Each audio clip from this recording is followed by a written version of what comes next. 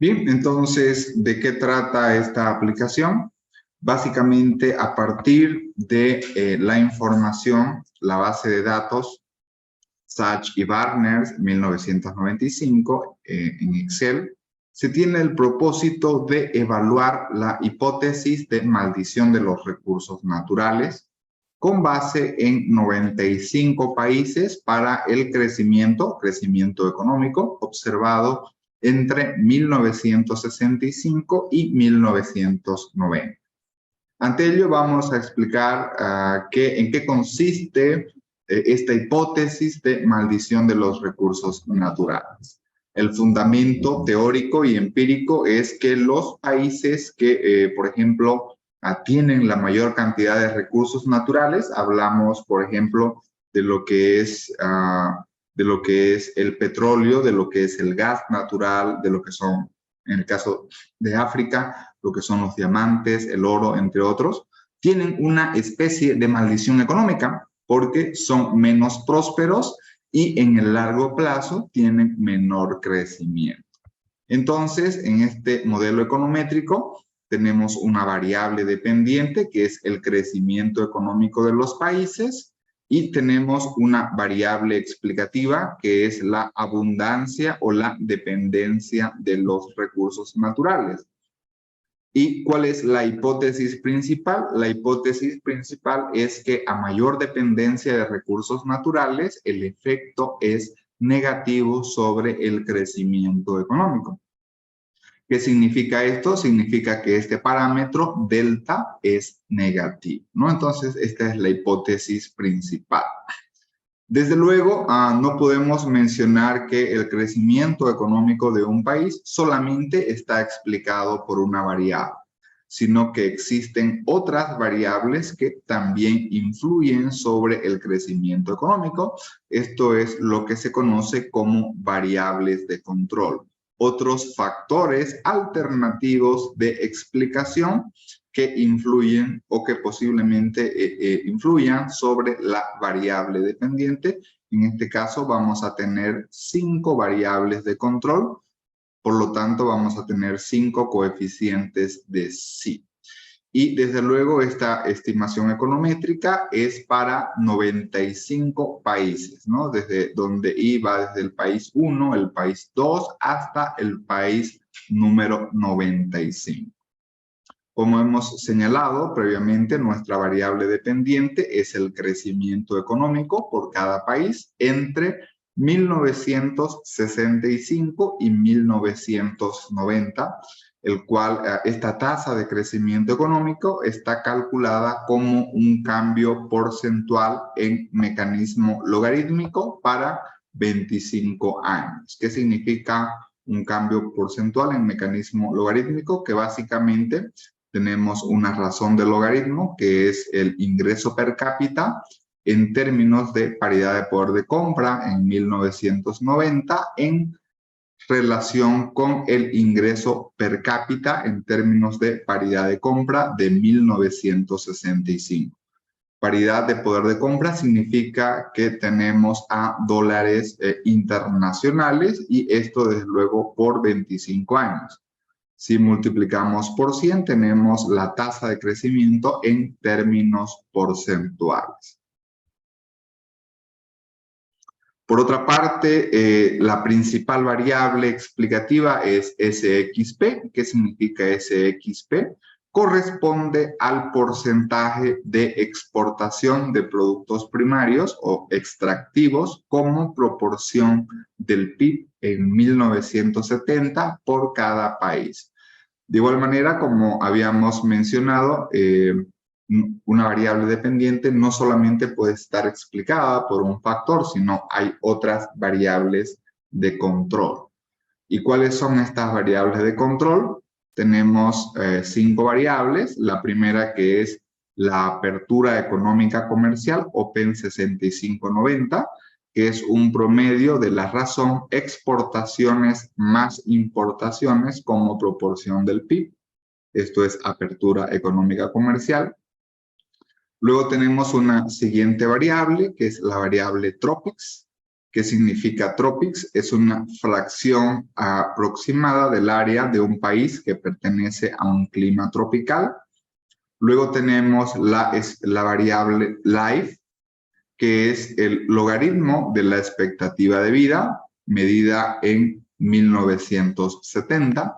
Luego tenemos una cuarta variable de control, que es el crecimiento promedio anual entre la población económicamente activa menos el porcentaje de la población total entre 1965 y 1990. Luego hay una variable que se llama access. Esta es una variable dicotómica que toma el valor de 1 si el país no tiene acceso soberano al mar, es decir, es completamente enclaustrado, o 0 si tiene salida al mar. Por ejemplo, en el caso de Sudamérica, Paraguay, Bolivia tendrían el valor de 1 porque no tienen una salida soberana al mar. En tal sentido, en esta aplicación se van a estimar 6 modelos alternativos. ¿Por qué 6 modelos? Porque básicamente el objetivo es evaluar cuál es la consistencia de los resultados, ¿no? Tenemos un primer modelo donde solamente tenemos una variable explicativa, que es la dependencia de los recursos naturales. Luego tenemos un segundo modelo donde incorporamos lo que es la apertura económica comercial. Esta sería la expresión 2 y la expresión 3 respectivamente. Luego tenemos un tercer modelo que vamos a incorporar una variable adicional, que es la fracción del país que es de clima tropical. Un cuarto modelo en el cual vamos a incluir la expectativa de vida de la población.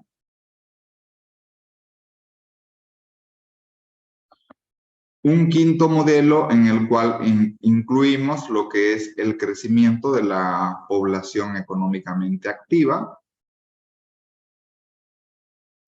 Y un sexto modelo que es el que tiene la mayor cantidad de variables explicativas, que incluye una variable dicotómica donde tenemos el valor de 1 si el país está enclaustrado marítimamente o no tiene acceso al mar, y 0 si tiene acceso.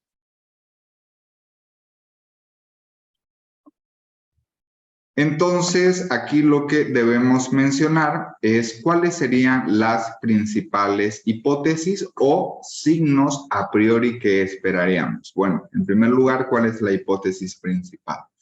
La hipótesis principal es que vamos a esperar una relación negativa entre lo que es la dependencia de los recursos naturales y el crecimiento económico. Esto significa, de forma per se, que el parámetro delta en cada uno de estos modelos, desde el modelo 1 hasta el modelo 6, va a ser negativo. Esa sería la hipótesis principal, y desde luego esta hipótesis la interpretaríamos como una hipótesis de maldición de los recursos naturales.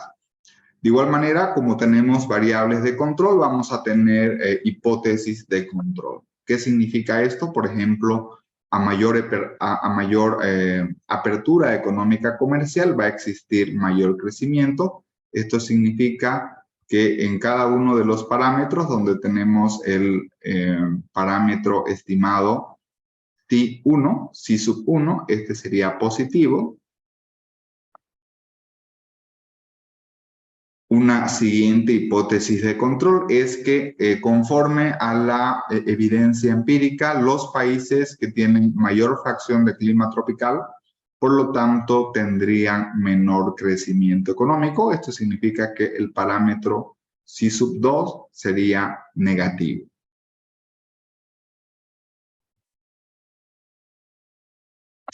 De igual manera, conforme a la literatura, a mayor expectativa de vida, esperaríamos que exista mayor crecimiento económico. Esto es que el parámetro C sub 3 sería positivo.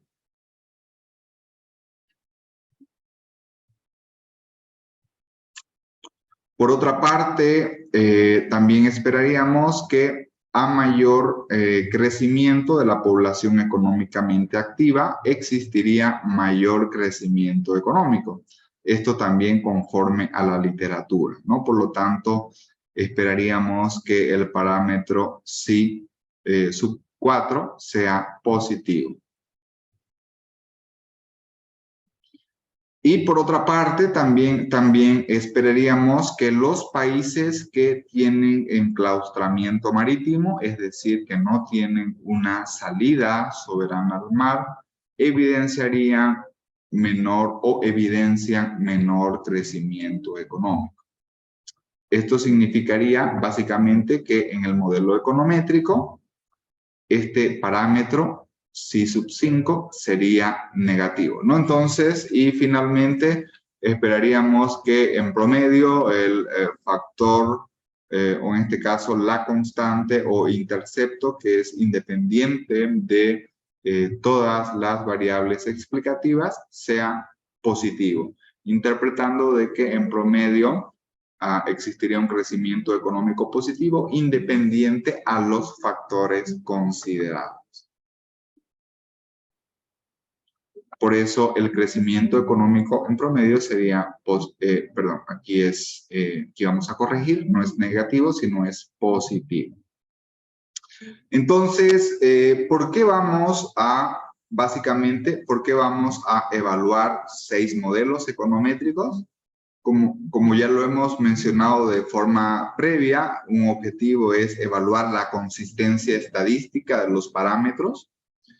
Esto significa de forma independiente a la cantidad de variables independientes. Vamos a esperar una persistencia del signo estimado. Y de igual manera vamos a esperar también un nivel de significancia estadística. Esto algunos académicos lo conocen como análisis de robustez. Esto, por una parte, evaluar la consistencia estadística de los parámetros y, por otra parte, contrastar los modelos rivales, ¿no? Entonces, de forma complementaria también a lo que son estos dos grandes objetivos, vamos, en este capítulo en particular, vamos a realizar una aplicación para lo que es la realización de gráficas con RStudio, especialmente lo que son mapas a través de una paquetería y librería RWorldMap o mapa mundial con R.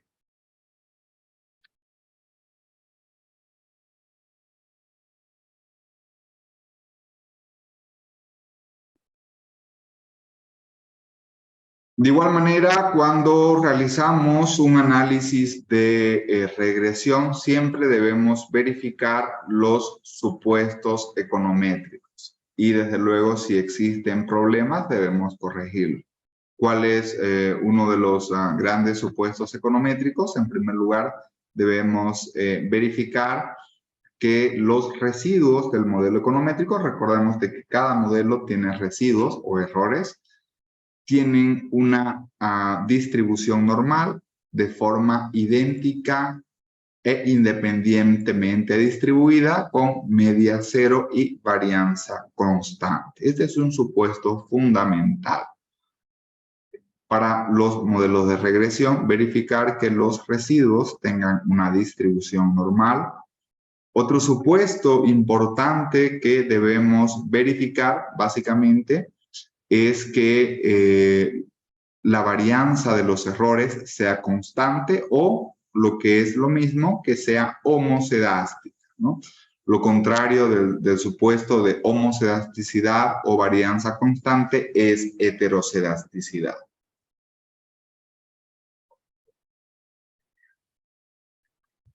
De igual manera, tendremos que verificar que las variables explicativas no estén altamente correlacionadas entre sí. ¿Qué significa eso?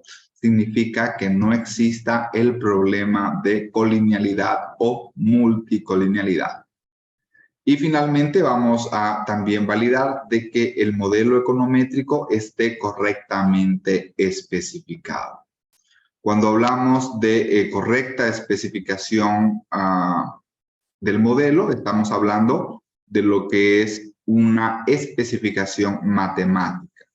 Por lo tanto, un supuesto importante dentro del modelo clásico de regresión lineal es que dentro de la metodología de la econometría, el modelo debe estar correctamente especificado, ya sea en términos de la función o de la forma matemática, pero también como las variables incluidas en el modelo.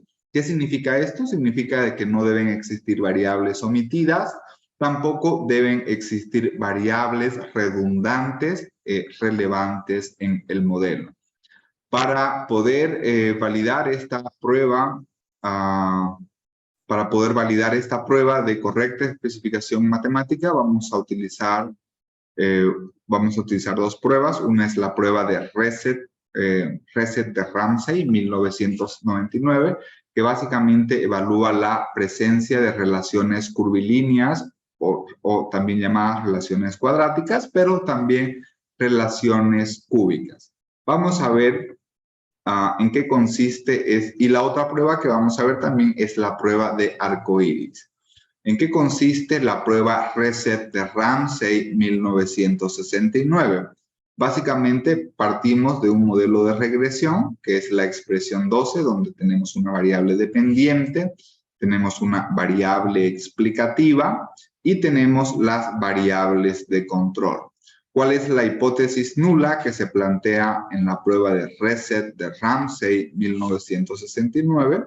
Básicamente la hipótesis nula es que no existen términos cuadráticos en la estimación. ¿Y cómo se hace eso operativamente? Básicamente, de esta regresión, agarramos la variable dependiente estimada y la incorporamos como una variable explicativa, pero elevada al cuadrado, ¿no?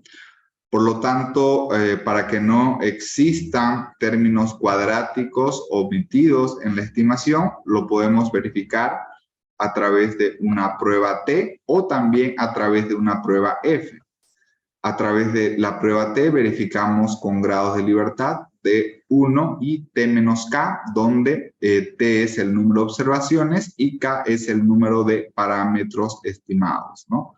Luego, mediante la prueba F, podemos hacerlo por el lado del numerador con el número de términos polinómicos. En este caso es un término polinómico y por el lado del denominador en la tabla F con grados de libertad T menos K. Entonces, ¿cómo podemos verificar de que no existen términos cuadráticos en la estimación? Básicamente, bajo la hipótesis nula que el verdadero valor del parámetro lambda sea igual a 0, versus la hipótesis alternativa de que el verdadero valor del parámetro lambda es diferente de 0. De esta forma podríamos decir, en primer lugar, no existen términos cuadráticos en la estimación, hipótesis nula, hipótesis alternativa, existen términos cuadráticos en la estimación, ¿no? De igual manera, también podríamos evaluar la hipótesis nula de que no existen términos, inclusive polinómicos, de tipo cúbico. Entonces, lo que vamos a hacer es evaluar la hipótesis nula de que no existen términos polinómicos de grado cúbico, por ejemplo, en la estimación. Ahora, en lugar de incorporar solamente lo que es el término cuadrático, que es la variable dependiente estimada, pero como variable explicativa elevada al cuadrado, también vamos a evaluar el componente cúbico. Y para estos efectos, bajo la hipótesis nula de que no existen términos polinómicos en la estimación, eso básicamente significa que el verdadero valor de de lambda 1 y de lambda 2 es igual a 0, versus la hipótesis alternativa que el verdadero valor tanto de lambda 1 como de lambda sub 2 es diferente de 0. En este caso, ya no lo verificamos a través de la prueba T, porque la prueba T solamente es para solamente es para un parámetro. Cuando son 2 o más parámetros en pruebas de hipótesis, los realizamos únicamente a través de lo que es la prueba F.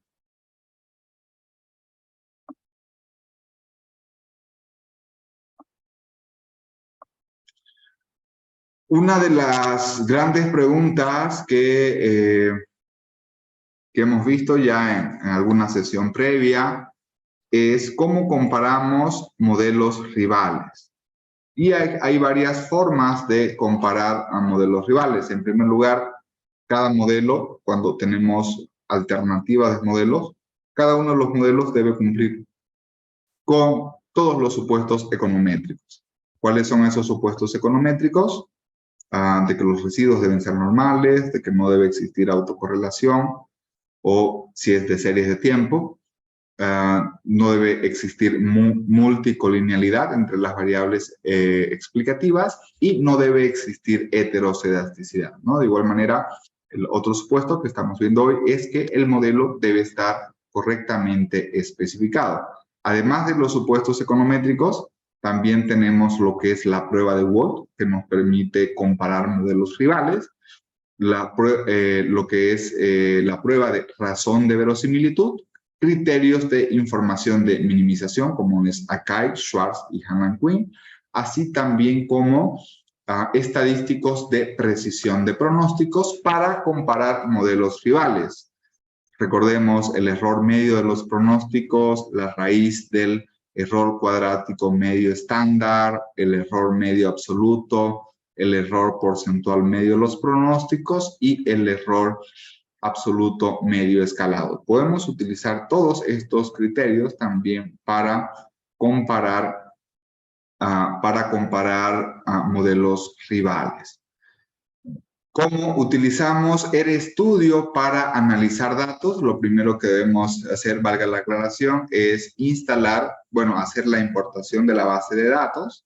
Usualmente la base de datos está en Excel, entonces debemos llevar la base de datos de Excel, importarla al lenguaje de programación y de igual manera tenemos que instalar lo que son paqueterías y librerías. Recordemos que R o RStudio funciona con paqueterías y librerías. Tenemos paqueterías y librerías que nos permiten realizar análisis estadístico y tenemos otras paqueterías y librerías que nos permiten realizar análisis econométrico, ¿no? Hay una diferencia de lo que es la estadística y de lo que es la econometría. Y una vez que hemos instalado paqueterías y librerías, ¿qué es lo que hacemos? Antes de hacer una estimación econométrica, debemos conocer nuestros datos. Y eso significa hacer un análisis descriptivo, por ejemplo, a través de la función describe de la base de datos. Vamos a describir los 4 momentos estadísticos, como es el momento de tendencia central, momento 1, momento 2, que es el momento de dispersión, el momento 3, que es de asimetría, y el momento 4, que es de kurtosis, ¿no? Desde luego, en este curso de econometría, no es el objetivo que nosotros ya interpretemos o que aprendamos recién a interpretar los 4 momentos estadísticos. Asumimos aquí que tenemos básicamente las capacidades para hacerlo. Otro análisis previo que se realiza antes de realizar un análisis econométrico es un análisis de correlación. Recordemos que la correlación está entre -1 y 1 y básicamente aquí vemos cómo está asociada, cómo están asociados o relacionados los datos.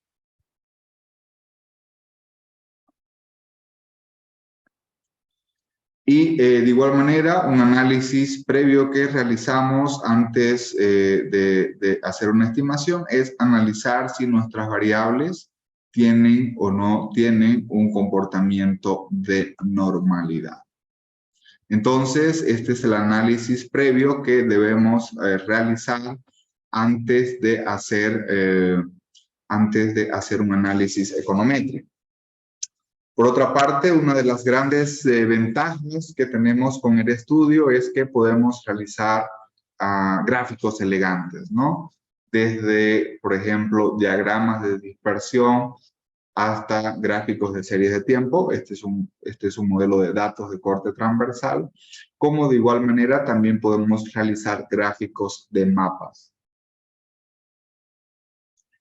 Una de las paqueterías y librerías que nos permiten realizar gráficos elegantes es la paquetería y librería ggplot2. Recordemos que debemos instalar previamente siempre la paquetería y la librería respectiva.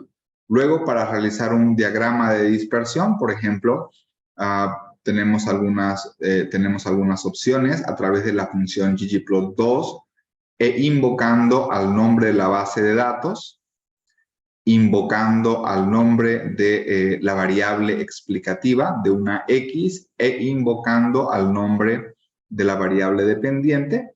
Podemos realizar un diagrama de dispersión, inclusive filtrando por otra variable explicativa, ¿no? Que básicamente esta es la figura que tenemos acá, donde tenemos un diagrama de dispersión entre lo que es una variable explicativa, que es la dependencia de los recursos naturales, y la variable dependiente, que es el crecimiento económico. Podemos apreciar una relación negativa entre las variables, filtrada a través de otra variable explicativa, que es la apertura económica comercial. De hecho, aquí evidenciamos que hay una relación negativa entre estas dos variables, entre crecimiento económico y dependencia de recursos naturales. Sin embargo, cuando se tienen los menores niveles de apertura económica, podemos ver que se tienen las menores tasas de crecimiento económico. Y bueno, como habíamos mencionado, tenemos los resultados de lo que son los estadísticos descriptivos, tendencia central, momento 1 de tendencia central, momento de dispersión, momento de asimetría y momento de kurtosis. De igual manera, tenemos lo que es una interpretación de lo que son el análisis de correlación. Fundamentalmente, lo que debemos realizar siempre el análisis es cómo se asocian las diversas variables consideradas en relación con la variable dependiente, ¿no? Y básicamente si estas relaciones son positivas o si son negativas y si son o no estadísticamente significativas, ¿no? Esa es la interpretación que de forma estándar se realiza. Por ejemplo, acá lo que podemos ver es que la variable dependiente, en términos absolutos, tiene la mayor asociación con la apertura económica comercial, en primer lugar. En segundo lugar, con el crecimiento de la población económicamente activa. En tercer lugar, de forma negativa, ahora, con lo que es la dependencia de recursos naturales y con lo que es el clima tropical, ¿no? También tiene una relación positiva con lo que es la expectativa de vida. ¿Cómo interpretamos, por ejemplo, este valor de 0,59? Por cada 1% que se incrementa la apertura comercial, por cada 1%, esto se relaciona de forma positiva con 0,59% en el crecimiento económico, ¿no? Y desde luego al 0,1 de significancia estadística o equivalente al 99,9%. La variable explicativa de interés es la dependencia de recursos naturales, el cual es negativo. ¿Qué significa esto? Significa que por cada 1%, por ejemplo, que se incrementa a la dependencia de los recursos naturales, esto se relaciona de forma negativa y estadísticamente significativa con 0,41% en menor crecimiento. Hay una relación negativa, la cual también es estadísticamente significativa.